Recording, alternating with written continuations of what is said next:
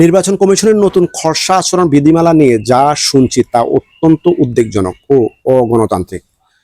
বাংলাদেশে প্রায় ৪,৫৬২টি ইউনিয়ন পরিষদ রয়েছে। মাঠ পর্যায়ের এই বিশাল সংখ্যক স্থানীয় সরকার নির্বাচনে অংশ নেওয়ার ক্ষেত্রে এখন নাকি নতুন অঙ্গীকারনামার নিয়ম যুক্ত করা হচ্ছে, যেখানে প্রার্থীকে সই দিয়ে বলতে হবে তিনি কোনো নিষিদ্ধ দলের সঙ্গে সম্পৃক্ত নন।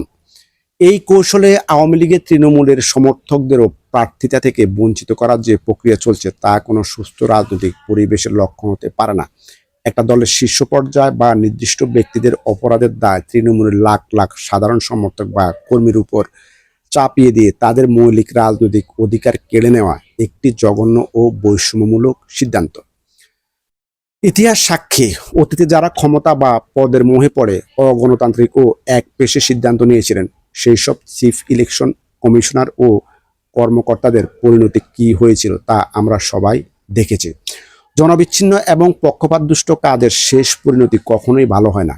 বর্তমান নির্বাচন কমিশনে যারা আছেন তাদের প্রতি অনুরোধ, এমন কোনো আত্মঘাতী সিদ্ধান্ত নেবেন না যার জন্য আপনাদেরকে ভবিষ্যতে বা মৃত্যুর আগে রাস্তায় জনগণের চরম ক্ষোভ ও লাঞ্ছনার শিকার হতে হয়।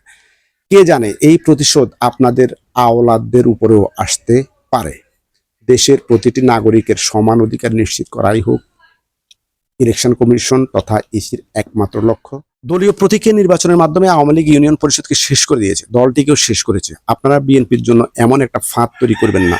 দল নিরপেক্ষ ইউনিয়ন পরিষদে নির্বাচন দিন, যাতে দলীয় মাস্তানরা নয়, সমাজের গণ্যমান্য ব্যক্তিরা অংশ নিয়ে ইউনিয়ন পরিষদের গৌরব ফিরিয়ে আনতে পারে।